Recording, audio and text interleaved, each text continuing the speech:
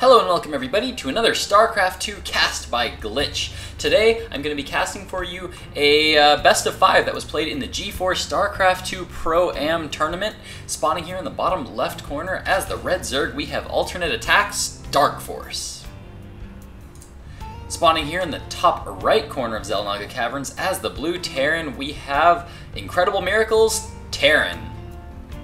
Now, this is obviously going to be a best of 5 from the professional side of the GeForce StarCraft Pro-Am 2 tournament. Well, you can tell because we have 2 pro players right now. Of course, DarkFoRcE being a player that's a little bit newer on the scene, a player that I've cast games from before, a player that I love to watch because he's very patient. He's just super patient and he prides himself on being patient. If you ever see interviews with this player, he talks about how he's always trying to go for macro. You'll never see him just go for the throat and just go for that instant kill unless he's very, very sure he can take the win. He'll almost always pull back, expand more, and try to get his expansions up and get more economy and slowly over a game just kind of wear his opponent down through just constant kind of slow pressure where he slowly just kind of chokes his opponent into submission. It's very, very strong, works out very, very well for him. We will be able to see today in this best of 5 whether he's going to be able to do that against Incredible Miracles Terran.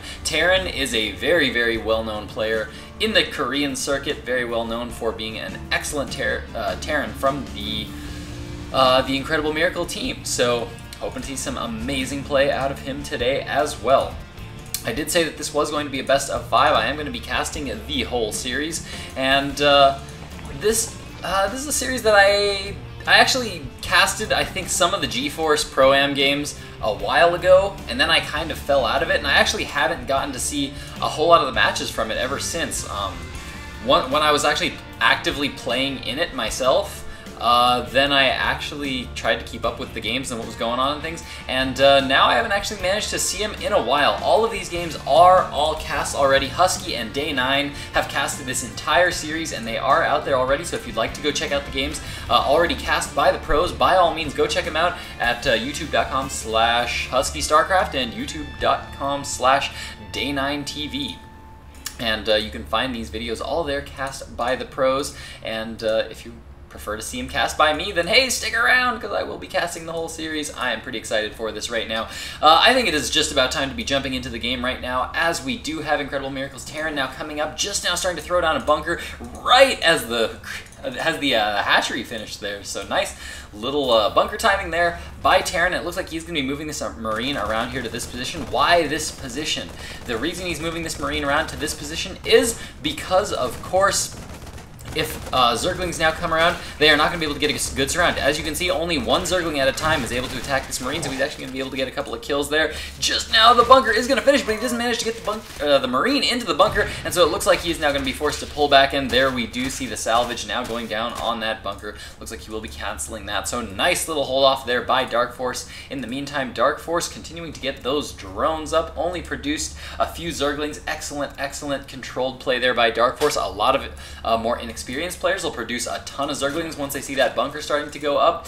DarkFoRcE only produced 4 Zerglings and was able to just separate the Marines, keep them away from the bunker, and kill that one Marine before the bunker completed there. So a little bit of luck there, a little bit of skill, a little bit of patience there from DarkFoRcE. Excellent play overall either way.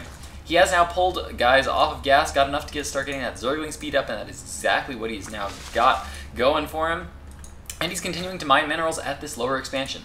In the base of Terran now, we do see that a factory with reactors has gone down, and we're getting a Zergling roasted there, which means that he actually produced 6 Zerglings there at the beginning, and not 4 as I had said previously, as he did send one up here to this top position to scout the base. He did see those 2 Hellions coming out on the way, and we do now have these Hellions moving across the map here for Terran. He is going to be coming in here trying to see if he can't do a little bit of economic damage. We do have some spine crawlers here going down for DarkFoRcE. DarkFoRcE going to try to be preventing as much damage as he can. One drone does manage to get taken out there by Terran, but he's now going to be forced away as these spine crawlers are now starting to finish. Evolution Chamber with some excellent positioning here by DarkFoRcE, preventing any kind of units from going up that ramp too easily.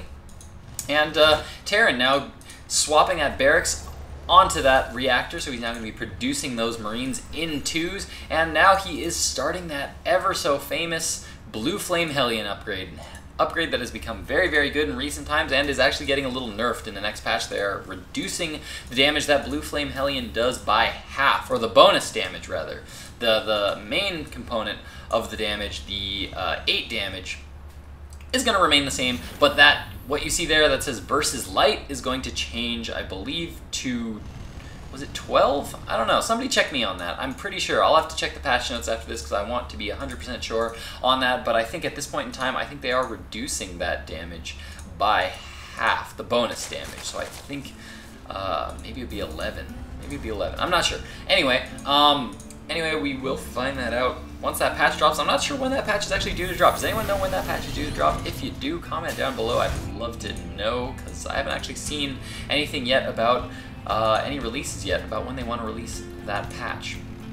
Terran, in the meantime, taking an expansion at his natural expansion, sending his, trying to be very active with these Hellions. Love this play from Terran. He's going to be scouting around here, making sure that there are no extra units, preparing for any kind of counterattacks there, as it is very common for Zerg players to send small groups of Zerglings through here to attack the mineral line out here. DarkFoRcE, meanwhile, just now starting to get a Baneling Nest up. We do see a Baneling Nest coming up on that production tab, as well as another Gas Geyser just now taking his 4th Gas Geyser. A little bit late on that 4th Gas Geyser, actually, but looks like he hasn't been mining off of too many of them thus far, as his gas count is still fairly low. Does have an Evolution Chamber researching that +1 attack upgrade, but it looks like Terran is starting to look like he wants to get aggressive here. He's moving out with a few Hellions, scans going off, looks like he's going to try to clear that creep out. Always a good move by those Terrans. You always want to scan ahead of an attack because you want to you want to eliminate creep as much as you can, as often as you can. We do now see a bit of an elevator move here from Terran, as Terran's loading units, keeping some units on the low ground so that they can fire from that low ground while these units on the high ground deal damage. But as we can see, DarkFoRcE is now going to be pulling back, not going to be getting too hasty and just going in and attacking. He's going to wait until his Banelings finish, and then he's going to move in with one big attack force, which is exactly what we're seeing here from DarkFoRcE, and all the units move in. A little bit of miscontrol by Terran there. Terran must not have been paying attention there and managed to lose everything here. Didn't even pick up all the units that were on the high ground, and looks like he's going to get away with just a few units. Nice little defense there from DarkFoRcE. If we check out that harvester count right now, we can see that DarkFoRcE is currently up 44 to 37 harvesters, so he's looking like he is in an incredible place right now, doing pretty well in that income. We do now see an engineering bay coming down for Terran, as well as that stim combat shield going to be on the way soon. More barracks being thrown up, as we now have 4 barracks down for Terran. There is a starport up, no reactors on it yet though, so he is just producing 1 Hellion at a time. Was probably hoping that that original attack would deal a lot more damage. That little elevator up onto the high ground really didn't do enough damage there, and he kind of lost a lot of stuff there, so excellent trade there for DarkFoRcE. If we actually check out the units lost tab, we can actually see that, oh, whoa, just right there, DarkFoRcE just lost a little bit, but prior to this right here, looks like he was ahead in that units lost tab. Now, continuing to spread creep, as he did lose a lot of creep tumors there. It looks like, no, actually, no, not spreading creep yet. He threw down 1 creep tumor there, but that is it so far. It looks like he's spreading to his 3rd, looking to take that 3rd, but we do now have a Viking out on the field for Terran. Looks like he's going to be taking out that Overseer, which was being a little bit annoying there, getting a little bit of scouting information on that base, and we can now see some more add-ons here going down on these barracks. We have a couple of reactors now going down, so this is going to bring the total of barracks with reactors up to 3, and the last with a tech lab, which is of course the one that is researching that combat shield. Combat shield's not coming up. Blue Flame is done, and he's now moving in. He's going to try to kite these Zerglings as much as he can, but those Banelings are trying to get in there now and dealing lots of damage there, so nice cleanup there by DarkFoRcE. Managed to, lost quite a few Zerglings in that exchange, but not too bad for the wear. Didn't lose a lot of drones and things, so as a Zerg player, that is always exactly what you want. We do now have a macro hatch up here for DarkFoRcE. Always a good move when you're going for this Mutiling style of play, just because you really, really need those extra larvae if you want to be able to produce Zerglings and use all those minerals and keep those minerals nice and low as we do. And 1 Viking now being used by Terran to fly around, try to pick off any stray overlords here, as well as get some good scouting information in here, which is exactly what he's doing, trying to find as many overlords as he can, going to all the expansions. Mutalisks do find that Viking though, and that Viking is going to go down. That Viking does move a little bit slower than those Mutalisks, and those Mutalisks are going to be able to pick that Viking off. In the meantime, Terran has thrown down another command center, so it looks like he is going to be soon thinking about expanding to his 3rd base, but he really needs to be focusing on this attack right now here from DarkFoRcE, because DarkFoRcE is finally starting to get into a place where he is extremely comfortable on his economy. He's taking a third base, and he's getting closer and closer to maxing out all the time. Currently only at 122 food, but that is to the 99 food of Terran. If we check out that harvester count one more time, see that harvester count's actually dead even right now. But once this base is up, I'm sure that we're going to see a lot more drones here coming out quite quickly for DarkFoRcE. In the meantime, food count continuing to climb. DarkFoRcE preparing to take that gold expansion, taking down the rocks. Nicely timed there, as Terran is just now trying to take that gold expansion of his own. So it looks like Terran's not going to be getting a huge advantage here by planting this down right away, since I'm expecting DarkFoRcE to throw down an expansion here pretty soon at this this expansion. We do have Mutalisks moving around the map here for DarkFoRcE, so he is going to see that Terran is going to be expanding here very shortly to this map, sees him destroying those destructible rocks, and he is going to be going for a big attack here. DarkFoRcE now moving in with a lot of Zerglings. Sea Shanks kind of caught out in the open here. There are no Hellions here to take out all these Zerglings, and now the Zerglings are now moving into the natural of Terran. Will Terran be able to hold off this big attack? This is so many forces here from DarkFoRcE. DarkFoRcE now moving in, catching Terran in the open as he's expanding, and that Sea Shank is going to be taken out. This is a lot of forces. All the Banelings crashing into those bunkers, and all the forces of DarkFoRcE now streaming into the main expansion of Terran. Lots of Marines here, but they are going to fall quickly